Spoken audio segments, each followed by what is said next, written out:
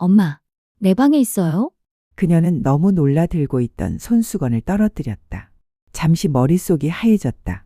뒤돌아보니 며느리 진아가 부엌 문 앞에 우뚝 서 있었다. 얼굴은 붉게 달아올랐고 눈은 칼날처럼 날카로웠으며 빈 보석함을 움켜쥐고 있었다. 내 결혼 반지 어디 있어? 내가 가져갔어. 그 질문은 마치 늙은 어머니의 자존감을 꿰뚫는 칼날 같았다. 그녀는 목이 메어 움직이지 않고 떨리는 목소리로 말했다. 엄마, 모르겠어요. 그냥 바닥을 닦았을 뿐이에요. 아무것도 건드리지 않았어요. 하지만 진아는 답이 필요 없었다. 이미 머릿속으로 범인이 누구인지 정해놓았다. 증거도 생각도 없었다. 그저 실종된 것만으로도 시어머니가 유력한 용의자로 지목될 수 있었다. 엄마 말고 누가 있어? 집에 엄마만 있어. 순자는 자신의 손을 내려다보았다. 아기를 낳아주고 아들에게 숟가락을 떠주고 옷을 꿰매주고 온 가족의 땀을 닦아주던 그 손, 이제 그 손은 도둑의 손일 것이라는 의심을 받았다. 작은 소리에 순자는 돌아섰다. 아들 지훈이 방금 들어왔다. 그는 눈앞에 펼쳐진 광경을 어리둥절한 표정으로 바라보았다.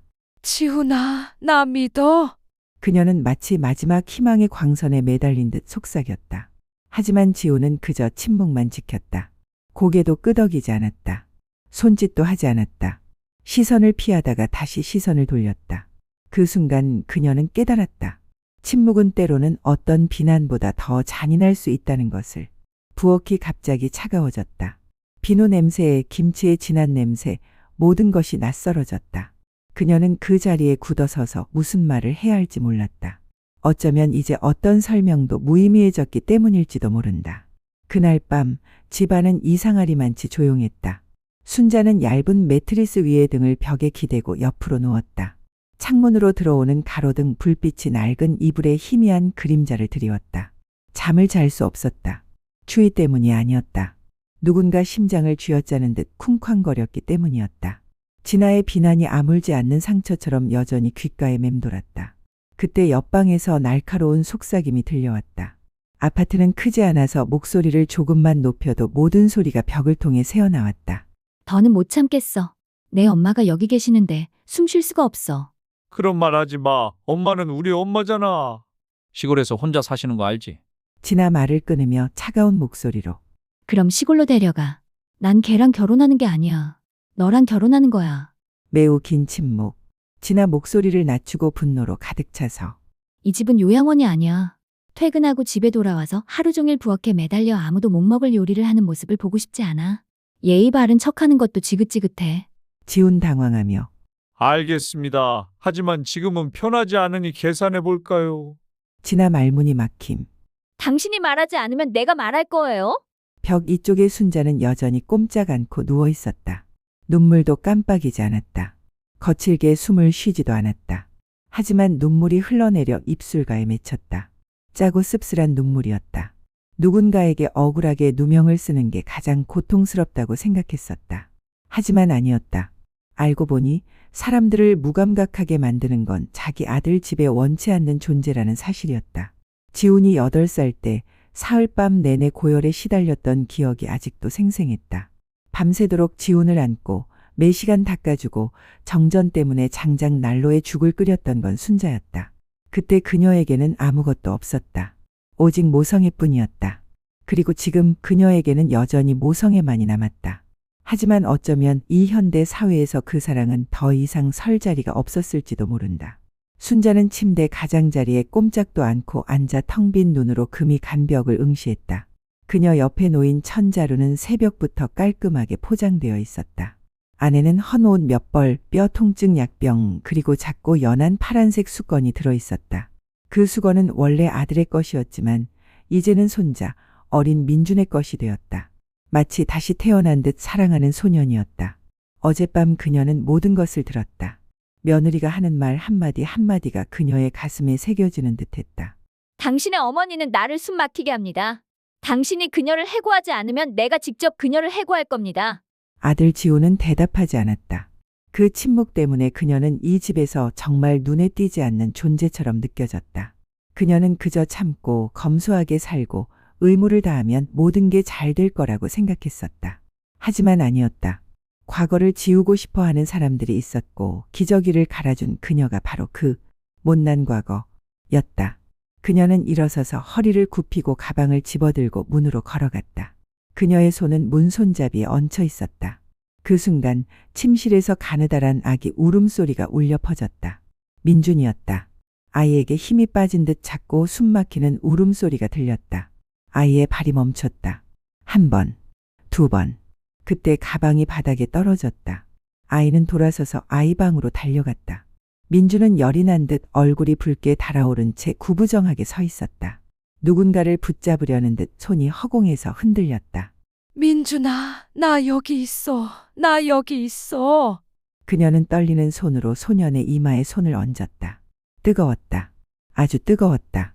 이마는 땀으로 흠뻑 젖었고 몸은 흠뻑 젖었으며 옷은 축축했다. 열과 우유 그리고 피로의 냄새가 그의 작은 몸에서 풍겨나왔다. 그녀는 재빨리 소년을 안아 올려 가슴에 꼭 껴안았다. 한 손으로 수건을 잡고 다른 손으로 물을 끓였다. 집안에 아무도 깨어나지 않았다. 지우는 아직 자고 있었다. 진아는 더 이상 걱정할 일이 없다는 듯 방문을 닫아두었다. 따뜻한 수건을 소년의 이마에 올려놓고 마른 옷으로 갈아입힌 후 묽은 죽을 조심스럽게 몇 숟가락 떠먹였다.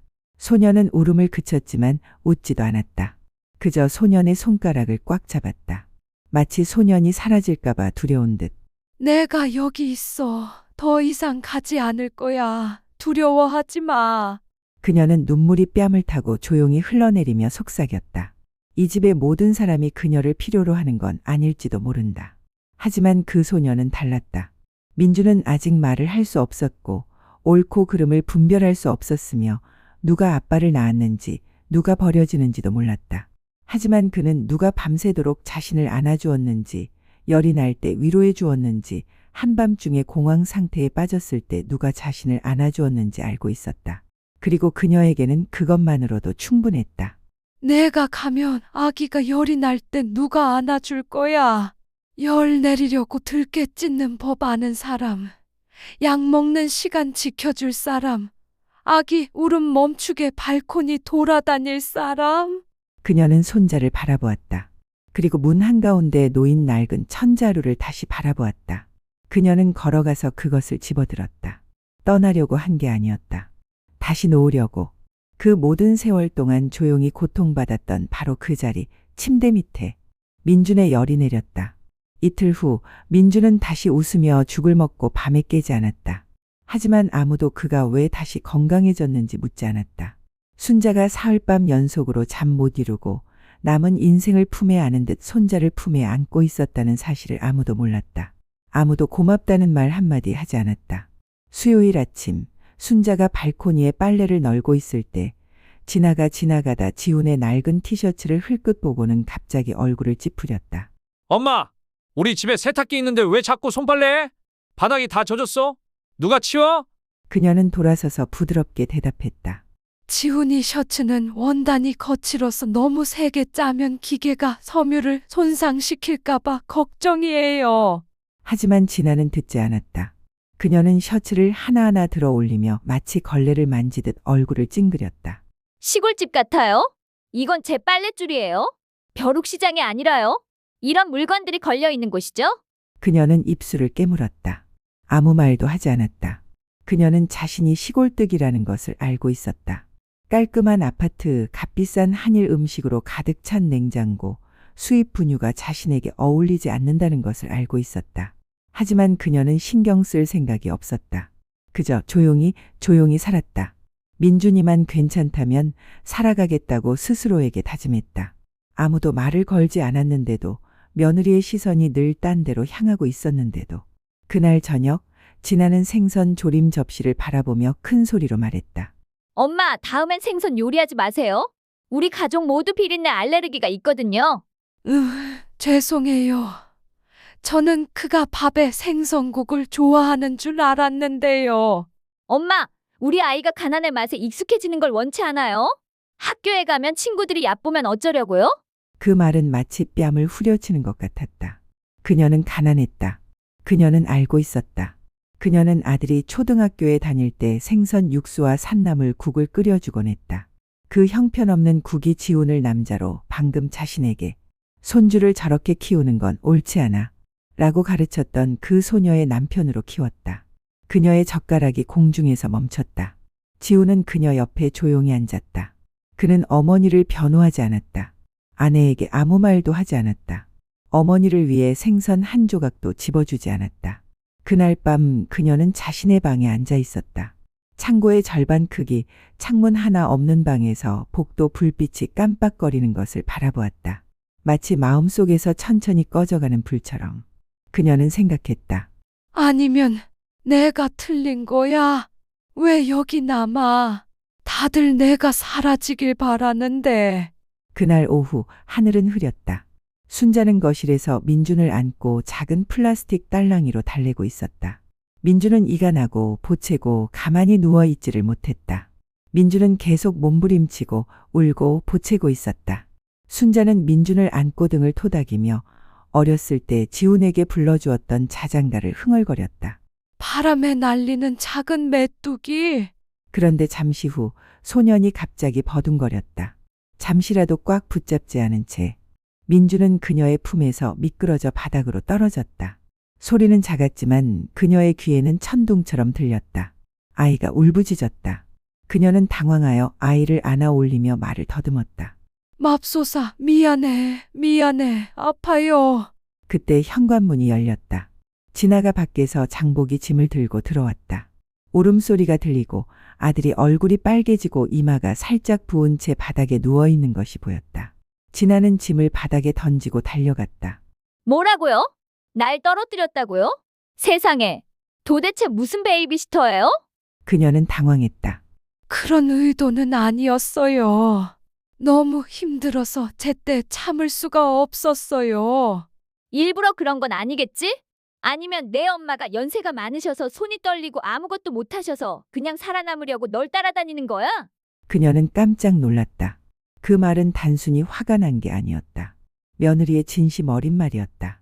사실 오래전에 시골로 돌아갔어야 했는데 오래 있을수록 더 큰 문제를 일으키잖아? 이제 와서 널 다치게 하는 건가?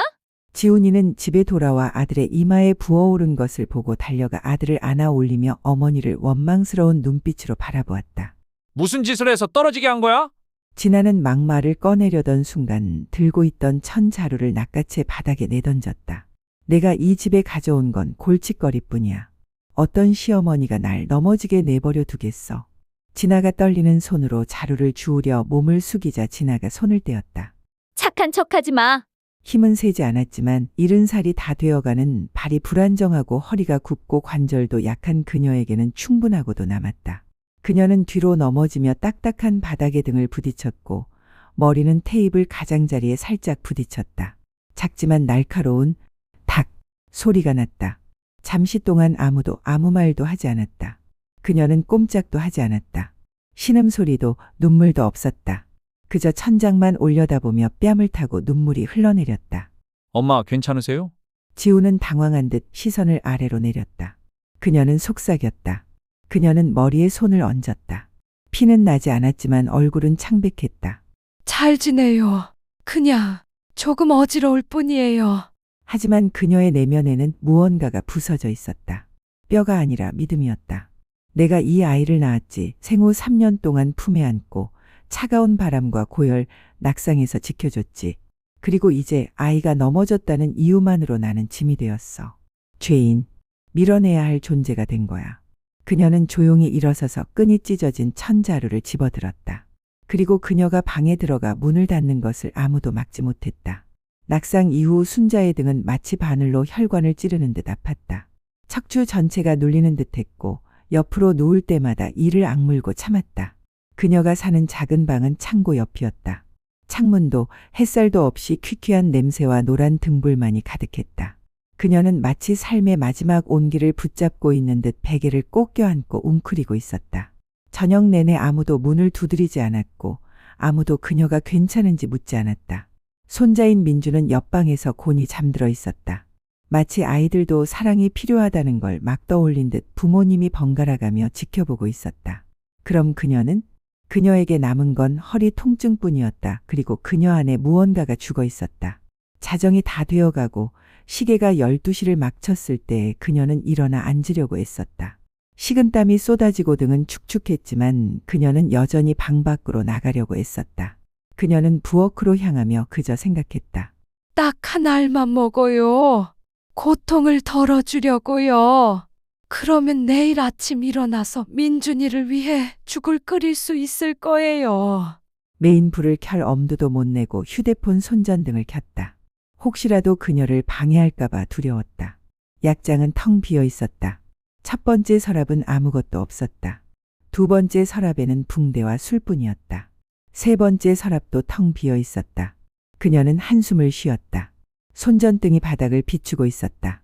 창문에서 불어오는 바람이 살며시 불어와 쓰레기통 아래 신문지 끝이 흔들렸다.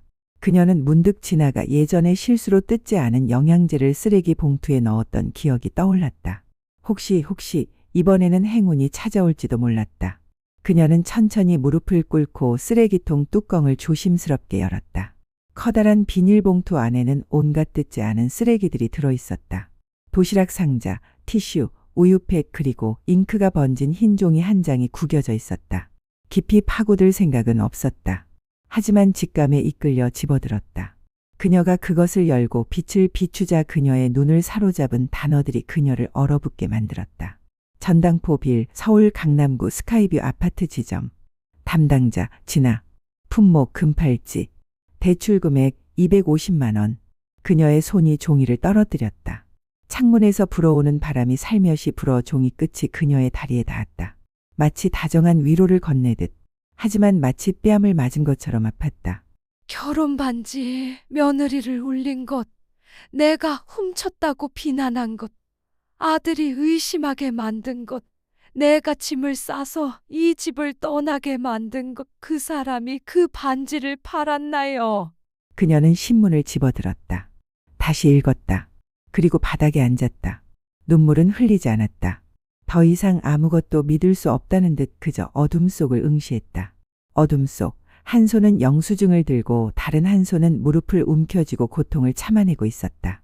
손전등 불빛이 그녀의 얼굴을 비추자 주름살 하나하나 땀으로 흠뻑 젖은 회색 머리카락 한 올 한 올이 드러났다. 너 때문에 굴욕을 참으려고 했었어. 모두가 내가 사라지길 바랐는데도 남아있으려고 했었어.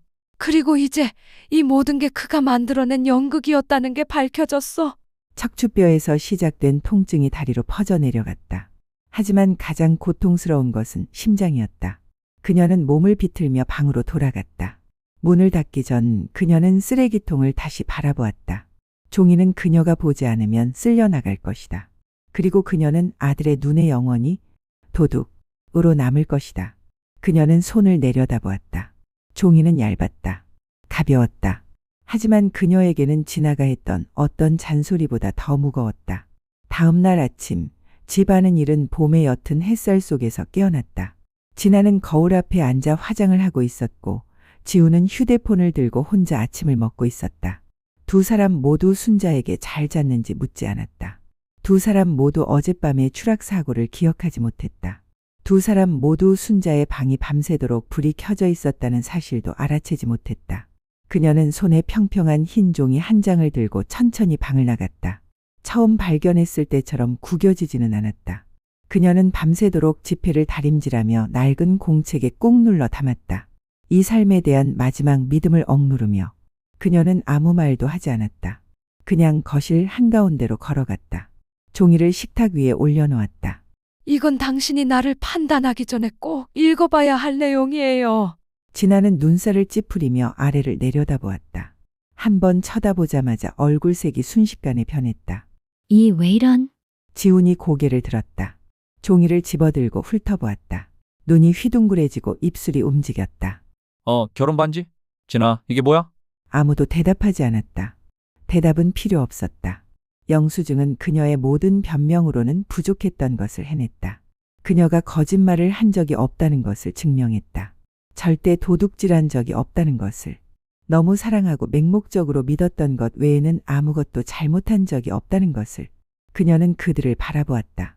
생애 마지막에 그녀의 버팀목이 될 거라고 생각하며 소중히 키웠던 두 아이가 이제는 같은 혈족의 낯선 사람이 되었다. 그녀는 눈물 한 방울 흘리지 않고 부드럽게 말했다. 괜찮아. 너희 둘을 탓할 생각은 없어. 그냥 앞으로 너희 둘이 부모가 된다면 기억해줬으면 좋겠어. 피가 나지 않는 상처도 있고 절대 아물지 않는 상처도 있다는 걸. 진아는 돌아섰다. 감히 똑바로 볼 수도 없었다. 지우는 고개를 숙였다. 그의 입술이 떨렸다. 엄마 미안해요. 그녀는 미소 지었다. 슬픈 미소였지만 매우 평화로운 미소였다. 용서합니다. 하지만 잊을 수는 없습니다. 그녀는 돌아서서 방으로 돌아갔다. 10분 후 그녀는 어젯밤에 준비해 둔 작은 여행 가방을 꺼냈다. 낡은 천 가방은 여행 가방 옆면에 단단히 묶여 있었다. 시골에서 가져온 바로 그 가방이었다. 그녀는 지금 그것을 가지고 돌아오고 있었다. 문을 나서기 전 그녀는 돌아서서 마지막으로 한마디를 더했다. 아, 서류 작업은 이미 다 끝냈어. 시골집, 너희들이 나한테 서명을 강요할 수 있다고 생각했던 그 집은 이제 재산권 보호 대상이야. 나 없이는 누구도 양도하거나 팔거나 담보로 잡을 수 없어. 그러니 거짓말로 먹고 살고 싶다면 먼저 내 힘으로 살아라. 그때 그녀가 문을 열었다.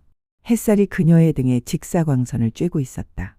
작고 가냘프지만 이상하리만치 강렬했다. 아무도 그녀를 쫓아오지 않았다. 다시는 엄마라고 부르는 사람도 없었다. 문이 닫혔다. 여행 가방 바퀴가 덜컹거리는 소리가 들렸다. 그리고 그 순간 아마도 진아와 지우는 평생 처음으로 엄마를 잃는다. 는 것 그리고 여전히 살아있다는 것이 무엇을 의미하는지 깨달았을 것이다.